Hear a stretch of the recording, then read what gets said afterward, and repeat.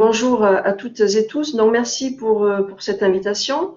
Donc, je me présente brièvement. Je suis Valérie Demaret, maître de conférence à l'Université de Toulouse 3. J'effectue mes recherches au CESBio, au Centre d'études spatiales de la biosphère. Et je travaille plus particulièrement sur l'estimation des besoins et des consommations en eau des cultures, donc des grandes cultures, à partir de modèles et d'images satellitaires. Donc là, l'objectif de ma présentation, c'est de vous expliquer un petit peu ce que peut apporter l'imagerie spatiale pour le suivi des ressources, et en particulier agricoles, et également sur l'apport sur la gestion de l'eau. Donc je vais passer rapidement sur le changement climatique. Donc ça, on a bien compris qu'on va devoir faire face à certains défis. Et un des défis, c'est de mieux gérer ces ressources. Et puis, pour mieux les gérer, eh bien, il faut déjà qu'on soit capable de se mettre d'accord. D'abord, qu'on soit capable de comprendre comment fonctionnent les écosystèmes, les cultures, et aussi qu'on soit capable de diagnostiquer et de se mettre d'accord sur un diagnostic. Et ensuite, prévoir, évidemment, pour anticiper et mieux gérer. Donc, les scientifiques, comme vous l'avez vu dans les présentations précédentes, utilisent des mesures in situ, des modèles, et aussi certains chercheurs, dont je fais partie, utilisent l'imagerie satellitaire. Alors, un bref historique. Donc, on a des images satellitaires depuis un grand nombre d'années déjà, depuis les années 70. Mais il s'avère que nous avions des données, donc soit à haute résolution spatiale, donc ça, c'est les données Landsat qui existent depuis les années 70, qui est issu d'un capteur américain, qui sont des données à 30 mètres de résolution, mais donc avec des pixels, des carrés de 30 mètres par 30 mètres. Mais ces données, elles étaient disponibles tous les 16 jours, c'est-à-dire qu'en gros, vous avez au mieux 2 données par mois, et il suffisait d'avoir des nuages à ce moment-là, et finalement, vous pouviez avoir un trou de 2-3 mois sans images. On avait en parallèle, on a toujours d'ailleurs, des images dites qui sont issues du capteur MODIS, qui est aussi un capteur américain, avec des résolutions qui vont de 250 mètres au kilomètre, avec par contre des acquisitions tous les jours. Mais il nous manquait pour le suivi des surfaces d'avoir des données à haute résolution spatiale et temporelle. Depuis 2014, il y a un programme qui s'appelle le programme Copernicus. L'objectif, c'est de fournir des images. Donc, je vais vous parler d'une mission en particulier, qui est la mission Sentinelle pour l'observation de la Terre. Donc, l'objectif, c'est de fournir des images à haute fréquence spatiale, donc autour de 10 mètres, et à haute fréquence temporelle, autour de 5 jours. Il existe 2 capteurs maintenant. Un qui est lancé depuis avril 2014, et en fait c'est pas 2, c'est 4 satellites, 2 Sentinel-1 et 2 Sentinel-2, qui couvrent l'ensemble du globe. Et donc depuis 2014, on a des données à disposition tous les 3 à 5 jours, à 10 mètres en moyenne de résolution. Ces données, elles sont en accès libre, elles fournissent une haute répétitivité, à la fois spatiale et temporelle, et donc, comme on peut quand même s'en douter, ça va ouvrir et ça ouvre de nouvelles perspectives pour la gestion des ressources.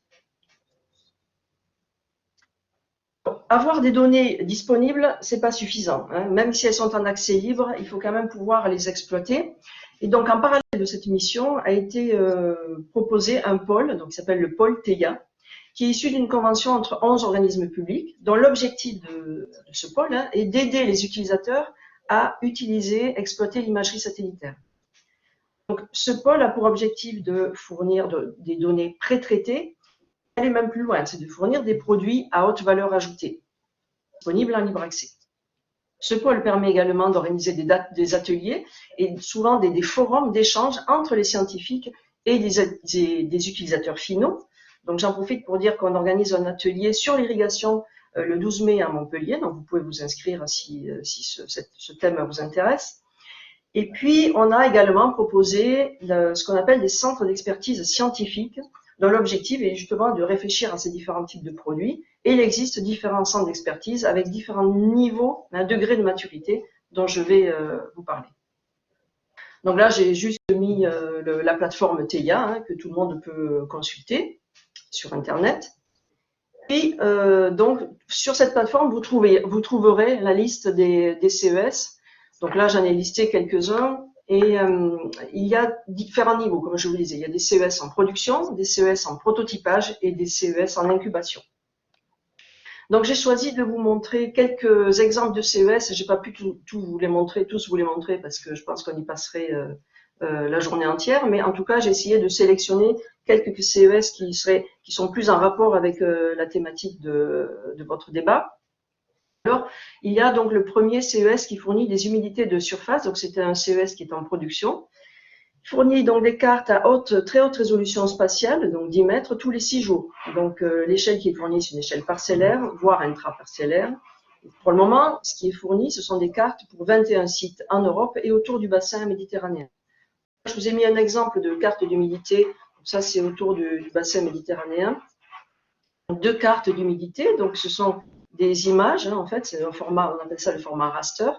Donc là, c'est un exemple de carte en octobre 2016, ici en janvier 2017.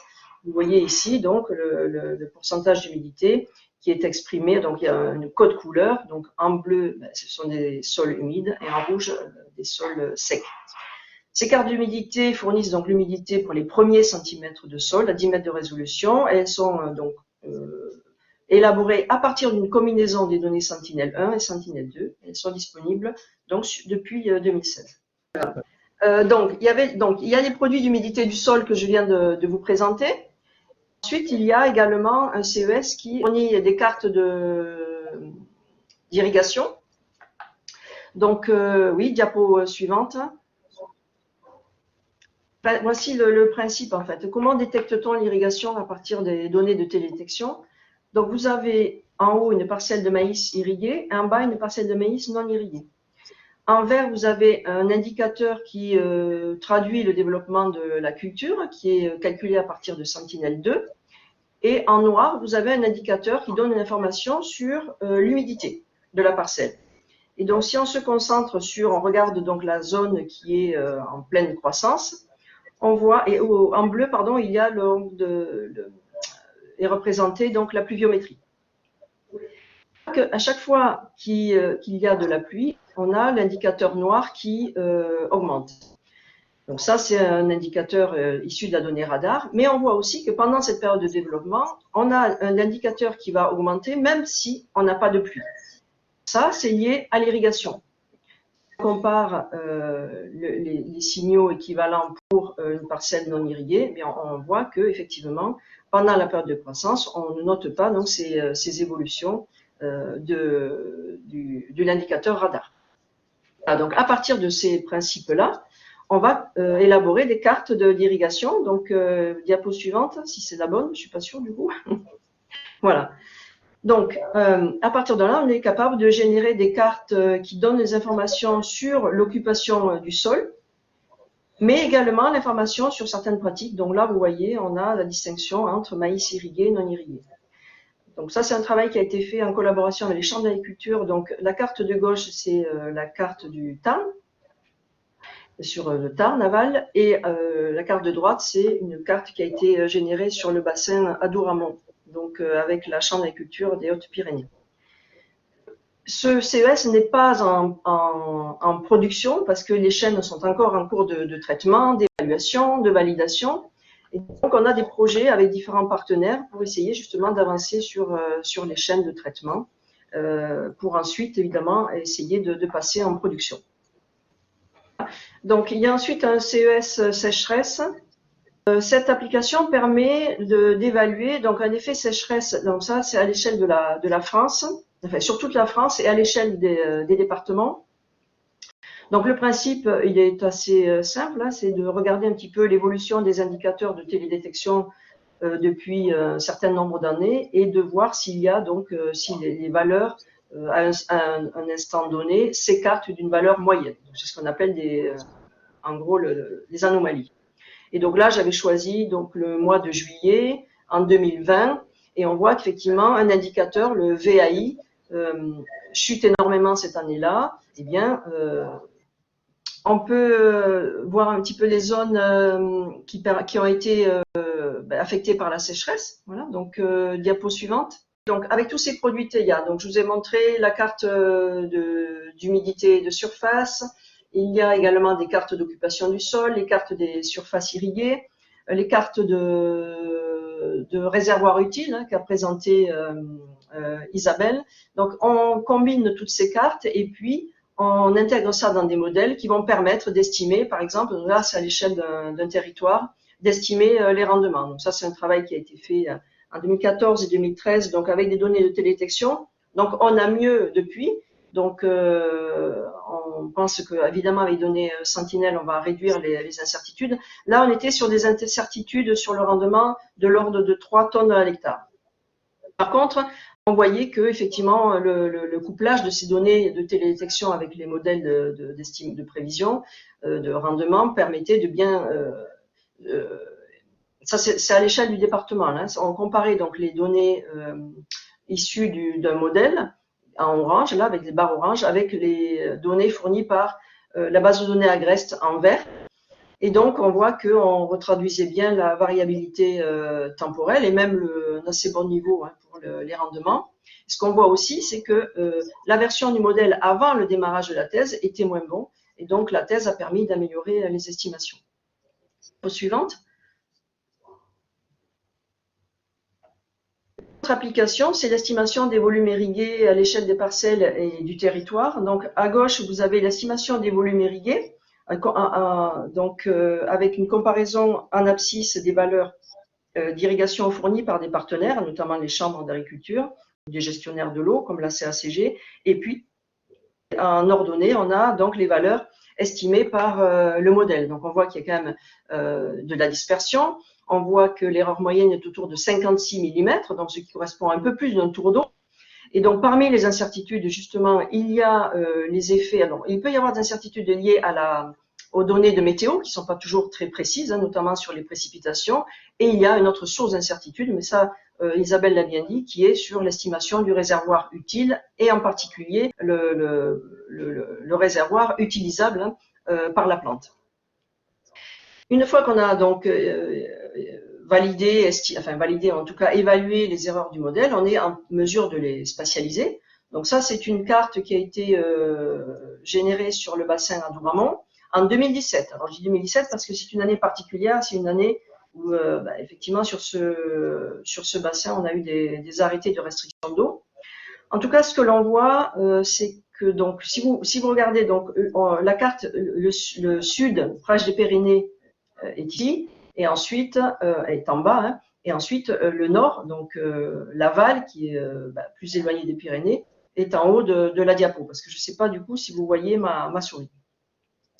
Donc on voit qu'il y a un gradient de pluie, donc ça c'est les zones en grisé, donc il pleut plus au sud qu'au nord, et on voit que donc, le modèle est bien capable de traduire cet effet avec des apports d'eau qui sont plus importants sur la partie aval que sur la partie amont. Donc, en gros, là où il pleut le moins, eh bien, le modèle prescrit beaucoup plus d'apport d'eau. Voilà. Diapo suivante. Donc, suivant, donc c'est pour dire qu'effectivement, là, on n'a pas encore complètement validé les données. On est en train d'évaluer la validité de ces valeurs. Mais c'est vrai qu'en ayant eu une année touché par les restrictions, ça complique les travaux de validation, mais bon, ça fait partie des travaux, des challenges que doivent relever les scientifiques. On peut aussi, à partir de données de télédétection, faire de la gestion d'irrigation à la parcelle. Donc là, c'est un exemple de plateforme qui est fournie, là aussi en accès libre. Hein. Donc, comment ça fonctionne? Eh bien, vous pouvez vous connecter sur le site, tracer les limites des parcelles. Il faut quand même renseigner le type de sol, parce que là, on ne va pas le chercher de manière automatique. Ça fait partie des améliorations à venir. Donc, si un agriculteur veut avoir le bilan hydrique sur sa parcelle, il peut donc tracer les limites de sa parcelle, renseigner la profondeur de sol, le type de culture, et la plateforme lui fournit l'évapotranspiration. Donc ça, c'est la courbe en rouge, en fonction du temps. Et il récupère aussi des données de pluie, et à partir de là, il va prescrire des dates et des doses d'irrigation. Alors ça, c'est un outil qui a été mis au point par des scientifiques, qui a été transféré notamment à une société qui est Terranis, qui l'a modifié, qui l'a consolidé et qui est en train, je crois, de l'adapter pour les vignes. Suivante. Je vous ai parlé très rapidement des Sentinelles 1 et 2, donc vous avez bien vu hein, que la combinaison des deux, optique et radar, bien permet voilà, de faire certaines estimations sur l'évapotranspiration, sur l'irrigation, sur le rendement, mais ces estimations sont entachées d'incertitudes liées, comme je vous le disais, à la qualité des données météo, à l'information sur les propriétés hydriques du sol. Et donc, en perspective, est prévue une mission qui s'appelle la mission Trishna, dont le lancement est prévu en 2024, dont l'objectif est de fournir des températures de surface à 60 mètres de résolution tous les 3 jours. Donc ça, c'est un exemple de données Trishna que l'on aura en 2024. Donc là, c'était un démonstrateur qui avait été utilisé.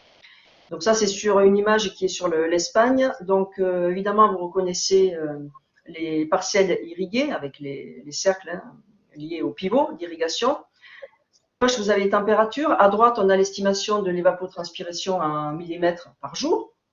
Et donc, ce qu'on constate là, c'est qu'évidemment, lorsque les parcelles sont irriguées, les températures sont plus faibles et ça correspond à des évapotranspirations qui sont d'autant plus fortes lorsque la parcelle est irriguée. Diapo suivante. Ce qui est intéressant aussi avec les modèles qui utilisent les données de température, c'est qu'en fait, ce sont des modèles qui ne font pas du bilan de masse, mais ils calculent du bilan d'énergie. Et ils n'ont pas besoin de connaître la réserve utile pour estimer l'évapotranspiration. Donc ça, c'est pour ça que, voilà, on sait que la réserve utile est une grosse incertitude. Et avec ces méthodes-là, on appelle des méthodes de bilan d'énergie, eh bien, on devrait pouvoir contourner cette difficulté. Mais enfin, bon, on verra, là, ça fait partie des perspectives. Donc, en conclusion, je dirais qu'évidemment, ces données Sentinel offrent une innovation majeure pour le suivi des surfaces. Suivant. Tu peux tout valider, s'il te plaît. Pour faire bref, donc évidemment, on a des produits qui sont prêts à l'emploi, mais toutes les données ne sont pas disponibles, toutes ne sont pas non plus facilement accessibles parce que, bon, on a des données que l'on peut télécharger, mais on a quand même besoin d'expertise pour analyser ces données, connaître leur incertitude, leur domaine de validité. On a besoin aussi, si vous vouliez, certaines structures veulent récupérer des images tous les 3 jours, et on a besoin de capacité de stockage, de capacité de calcul. Donc là, il y a des réflexions sur, on manque en Europe d'un cloud public qui permettrait de faire ces traitements. Pour l'instant, les seules solutions, c'est soit Google Earth Engine, soit Amazon, soit des solutions payantes et donc qui ne sont pas du tout adaptées à des petites sociétés ou des petites TPE ou PME qui voudraient justement proposer des services aux utilisateurs. Et je termine donc sur je vous ai montré donc des produits qui sont fournis par TIA, mais tous les produits ne correspondent pas aux besoins des utilisateurs et nous avons besoin de faire un transfert. Si on veut répondre à tous les besoins des utilisateurs, il manque un maillon. Ce maillon, c'est les TPE, PME qui vont s'approprier les outils, récupérer les données et derrière ça, proposer des services qui répondent aux besoins.